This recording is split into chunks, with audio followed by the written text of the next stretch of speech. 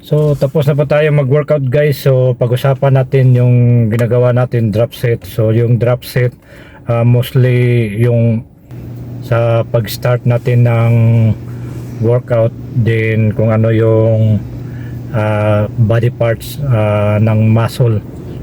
Ano yung muscle parts na inano natin kagaya ng ginagawa natin yung bench press. So nagaano yan ng middle chest natin. So kailangan sa pag-start yan. So kung ano, ilang set, 2 o 3 set, then ano ka ng maximum weights mo, then 2 reps, then i-increase mo yung reps, then i-decrease mo yung weights mo.